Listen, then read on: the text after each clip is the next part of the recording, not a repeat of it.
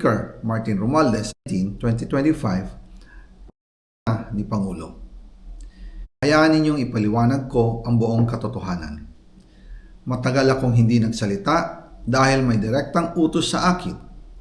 Huwag nang bumalik ng Pilipinas at manahimik na lamang. Umalis ako noong July 19, 2025 para sa aking medical check-up. Nakaplanong bumalik pagkatapos ng SONA ni Pangulo. Pero habang papauwi na ako, tinawagan ako ni dating Speaker Martin Romualdez at sinabihan, "Stay out of the country. You will be well taken care of as instructed by the President." Noon naniniwala pa ako sa kanila, kaya't hindi ako bumalik.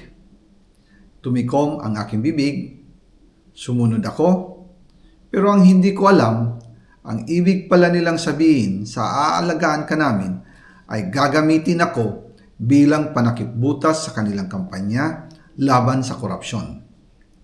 Ginawa nila akong poster boy ng kanilang sariling kasinungalingan. Ngayon, hindi na ako mananahimik, ilalabas ko ang lahat ng katotohanan. May resibo, may ebidensya, at may pangalan. Nagsimula ito nung tumawag si Sekmina Pangandaman sa akin nung nag-umpisa ang BICAM process last year, 2024. Ang sabi niya, katatapos lang ng meeting nila ni Pangulo at may instructions na mag-insert or magpasok ng 100 billion worth of projects sa BICAM. At sinabi pa ni Sekmina, you can confirm with Yusek Adrian Bersamin dahil magkasama sila sa meeting ni Pangulong BBM noong araw na yon. Tinawagan ko po agad si Yusek Adrian Bersamin at tinanong ko kung may instruction nga ba ang Pangulo na magpasok ng 100 billion during their meeting. Ang sabi niya ay totoo nga po. Right after our conversation, tinawagan ko po si dating Speaker Martin Romualdez at nireport ko ang instructions ng Presidente to insert the 100 billion projects. At sinabi niya sa akin, what the President wants, he gets.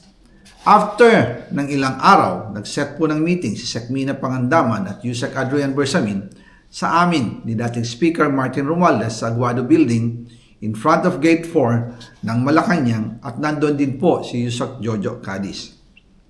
During the meeting, binigay po ni Yusek Adrian Bersamin ang listahan na worth 100 billion.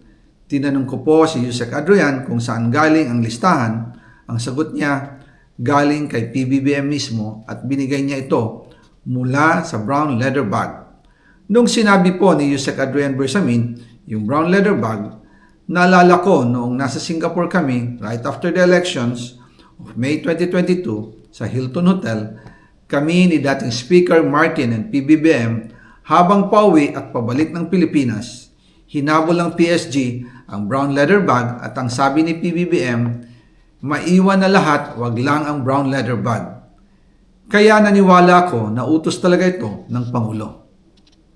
Pagkatapos ng ilang araw, I informed sina dating Speaker Martin Romualdez, Sekmina Pangandaman, Yusek Adrian Bersamin, and Yusek Jojo Cadiz na kung pwede 50 billion lang ang ipasok sa program funds dahil sobra ang DPWH funds versus sa DepEd. In practice, hindi pwede na mas malaki ang budget ng DPWH kaysa edukasyon.